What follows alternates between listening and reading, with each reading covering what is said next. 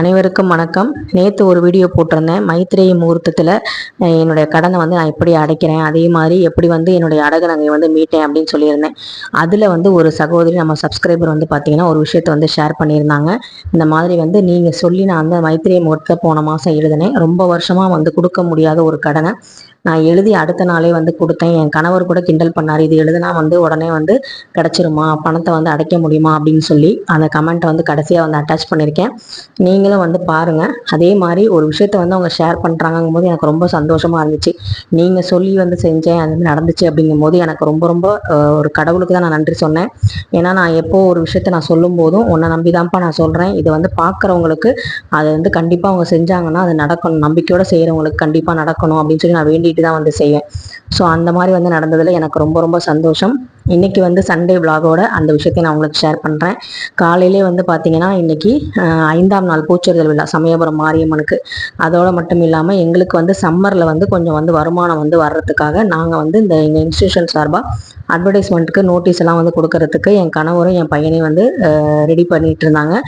இந்த வருஷம் பார்த்தீங்கன்னா என் பையனும் அவங்க அப்பா கூட போகிறான். ஏன் அப்படின்னா நான் தான் சொன்னேன், நீ வீட்டில் இருந்தால் டிவி பார்த்துட்டு இருப்ப, ஏன்னா பார்த்தீங்கன்னா என்னை கத்த வச்சுட்டு இருப்ப, படிக்கவும் மாட்டேன் சண்டே அப்படின்னு சொல்லுவேன்.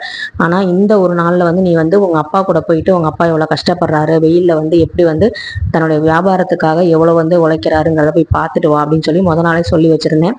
அவனும் போகிறேன்னு சொல்லிட்டு ஆட்டோவில் அட்வர்டைஸ்மெண்ட்டுக்கு ரெடி பண்ணி கூட்டிகிட்டு போனாங்க. மேலே அந்த ஸ்பீக்கரில் பார்த்தீங்கன்னா எங்களுடைய அந்த அட்வர்டைஸ்மெண்ட் ஓடிக்கிட்டே இருக்கும். கையில் நோட்டீஸ் எடுத்துகிட்டு போயிருந்தாங்க, அதையும் கொடுக்கறதுக்காக. யோகியும் இந்த தடவை பார்த்தீங்கன்னா நோட்டீஸ்லாம் கொடுத்தான் அப்படின்னு சொன்னாங்க. ஏன் இதை சொல்கிறேன் அப்படின்னா, நம்ம குழந்தைங்கள கஷ்டப்படாமல் வளர்க்கணும். நம்ம படுற கஷ்டம் குழந்தைங்க படக்கூடாதுங்கிறது கரெக்டு தான். ஆனால் நம்ம படுற கஷ்டத்தை குழந்தைங்க பார்க்கணும், தெரிஞ்சுக்கணும், தெரியப்படுத்துறது நம்மளுடைய கடமை. வீட்டில் இருக்கவங்களுக்கும் பார்த்தீங்கன்னா சும்மா தான் இருக்காங்கன்னு சொல்கிறாங்க இல்லையா, அந்த மாதிரி சும்மா இருக்க ஹவுஸ் ஒய்ஃபுக்கு எவ்வளோ வேலை இருக்குது அப்படிங்கிறத இந்த யூடியூப்னு ஒன்று வரலைன்னா நிறைய பேருக்கு தெரிஞ்சிருக்காது.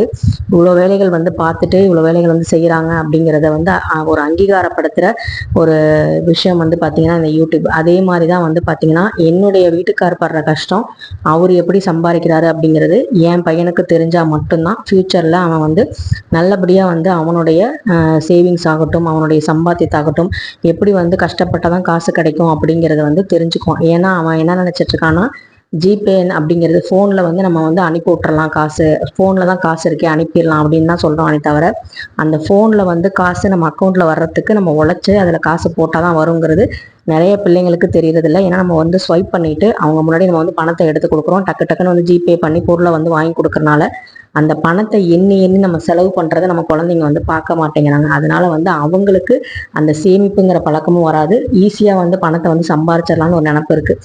அதனால தான் யோகியை அவங்க அப்பா கூட அனுப்பிச்சி வச்சேன். அதுக்கப்புறம் பார்த்தீங்கன்னா வீட்டை டீப் க்ளீன் பண்ணியாச்சு. இன்றைக்கி நான்வெஜ் தான் எதுவும் எடுக்கலை. இன்றைக்கி மதியம் பார்த்தீங்கன்னா சாப்பாடு வச்சுட்டு அதுக்கப்புறம் சுண்டல், கத்திரிக்காய், முருங்கைக்காய் போட்ட புளிக்குழம்பு வச்சாச்சு. சுண்டல் சாப்பிட்டோம், அது ஹெல்த்தியானது அப்படின்னு சொல்லிட்டு. அதுக்கப்புறம் எங்கள் மாமனார் மாமியாரும் வந்திருந்தாங்க, திடீர்னு வந்துட்டாங்க. நான் இன்னைக்குன்னு பார்த்து வீடை வேறு க்ளீன் பண்ணிக்கிட்டு இருந்தேன். 5ஆம் பூ தெருவில் வேறு எங்களுக்கு பார்த்தீங்கன்னா பூச்செறிதல் விழாவுக்கு நாங்கள் அங்கே போகணும், மாமியார் வீட்டுக்கு போகணும். அந்த தெருவில் இருந்து அவங்க எங்கே வரப்போகிறாங்கன்னு நினச்சிட்டு நானும் சிம்பிளாக பண்ணிக்கலாம்னு நினச்சிட்டேன். அப்பன்னு பார்த்து வந்துட்டாங்க. சரின்னு சொல்லி மாமனாருக்கு மட்டும் 2 முட்டை மட்டும் வச்சு வச்சுருந்தேன். அப்புறம் இந்த பாத்திரங்கள் பங்குனி உத்திர தப்பா கழுவுனது அதுக்கப்புறம் கழுவவே இல்லை. அதனால் அதெல்லாம் எடுத்து விளக்கெல்லாம் கழுவிட்டு அடுப்படி எல்லாமே தொடச்சி விட்டுட்டு நல்லபடியாக க்ளீன் பண்ணியாச்சு. இன்றைக்கி நான்வெஜ் இல்லாதனால எனக்கு பெருசாக க்ளீன் பண்ணுற வேலை ரொம்ப பெருசாக இல்லை, ரொம்ப ஈஸியாக தான் இருந்தது. அது மட்டும் இல்லாமல் நம்ம உடம்ப நம்ம பார்த்துக்கணும் அப்படிங்கிற ஒரு ஹெல்த் கான்ஷியஸ் இப்போ வந்திருக்கு எனக்கு.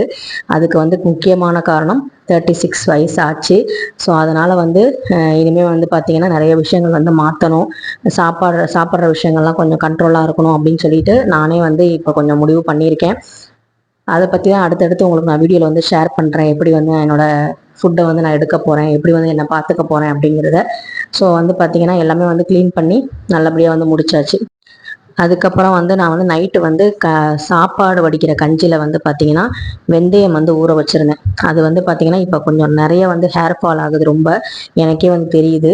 அதனால் வந்து பார்த்திங்கன்னா அந்த வெந்தயம், அந்த அரிசி வடித்த அந்த சாப்பாடு வடித்த கஞ்சி, செம்பருத்தி இலை இதெல்லாம் போட்டு நல்லா வந்து அரைச்சி, இன்றைக்கி சண்டே அப்படிங்கும் போது அது வந்து நம்ம வந்து ஹெல்த்துக்காக வந்து நம்ம வந்து ஒரு பயன்படுத்துகிற ஒரு டேவாக நம்ம யூஸ் பண்ணணும் அந்த டேவா அப்படின்னு முடிவு பண்ணியிருக்கேன். ஸோ 2 வாரத்துக்கு முன்னாடி, போன வாரத்துக்கு முந்தின வாரமும் வெந்தயம் தேய்ச்சி குளித்தேன்.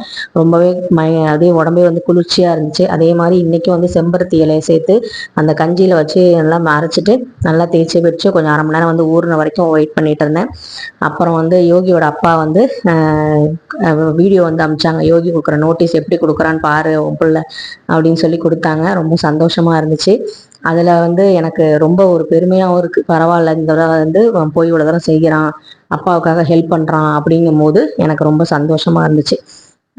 அப்புறமா வந்து மதியமாக ஒரு 2:30 மணி போல் தான் வீட்டுக்கு வந்தாங்க. 2 மணி போல் வந்துட்டு எனக்கு பார்க்கவே பாவமாக தான் இருந்துச்சு. வெயிலில் போயிட்டு புள்ள வந்து கஷ்டப்படுதே அப்படின்னு சொல்லிட்டு.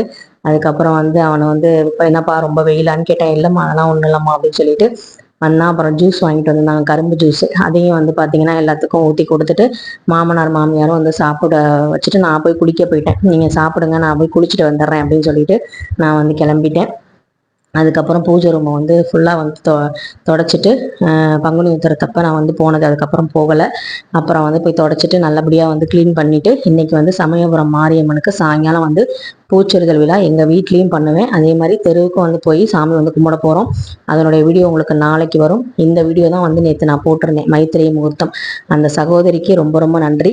நம்பிக்கை இருந்தால் தான் வந்து பார்த்திங்கன்னா எல்லாமே நடக்கும். எல்லாமே வந்து நம்ம நம்புகிற விஷயத்துல தான் இருக்குது. நம்ம எது மேலே நம்பிக்கை வைக்கிறோமோ அது கண்டிப்பாக நடக்கும். 4 வருஷமாக வந்து ஒருத்தங்க வட்டி மட்டுமே கட்டிக்கிட்டு இருந்திருக்காங்க. அது மட்டும் இல்லாமல் 2 லட்சம் கடனுக்காக 4 வருஷமாக வட்டி கட்டிட்டு அதை வந்து பார்த்திங்கன்னா ரொம்ப வந்து ஓவராக வேற பேசிட்டாங்க சிஸ்டர். அதை வந்து கட்ட முடியாமல் இருந்துச்சு. ஆனால் இந்த மைத்திரை முகூர்த்தத்தில் போன மாதம் நான் வந்து எழுதி அதை வந்து நான் எழுதின அடுத்த நாளே வந்து பார்த்திங்கன்னா எங்கள் வீட்டுக்கார் வந்து 1 லேக் வந்து அவங்கள்ட்ட வந்து பணத்தை வந்து கொடுத்துட்டாங்க வாங்கினவங்கள்ட்ட அப்படின்னு சொல்லி ரொம்ப வந்து சந்தோஷமாக நன்றி சொன்னாங்க. அது வந்து எனக்கு வந்து சந்தோஷமாக இருந்துச்சு. ரொம்ப என்னமோ நம்ம கடனே வந்து அடைச்ச மாதிரி ஒரு ஃபீல் வந்து வந்துச்சு. இந்த மாதிரி வந்து நம்ம சேனலில் நீங்கள் வந்து ஏதாவது பயன்படுறீங்க, நான் சொல்கிற விஷயங்களை கேட்டு ஏதாவது பயனடைஞ்சிங்க அப்படின்னா கண்டிப்பாக வந்து கமெண்ட்டில் சொல்லுங்கள். ஏன்னா இது மற்றவங்களுக்கும் ஒரு மோட்டிவேஷனாக இருக்கும். இதில் வந்து பெருசாக நமக்கு எந்த லாஸுமே வரப்போகிறதில்ல. பிரபஞ்சத்தை கூட நம்ம பேசுகிறதுக்கான ஒரு வாய்ப்பு. நம்ம ஆள் மனசில் அந்த கடன் தீரணும்னு சொல்லி மாதம் அந்த முகூர்த்த நேரத்தில் பர்டிகுலராக அந்த டைமில் நம்ம வந்து அந்த பணத்தை எடுத்து வைக்கும்போது, அந்த நேரத்தில் எழுதும்போது என் கடன் தீரணும் அப்படின்னு சொல்லி நம்ம எழுதும்போது நிச்சயமாக, இல்லை அந்த குறிப்பிட்ட நபர்கிட்ட அந்த நேரத்தில் பணத்தை கொடுக்கும்போது சீக்கிரமாக அந்த கடனை அடைச்சிட்டு நம்ம கௌரவமாக வந்து வாழ்கிறதுக்கு அந்த இறைவன் வந்து கண்டிப்பாக வந்து அருள் புரிவாங்க.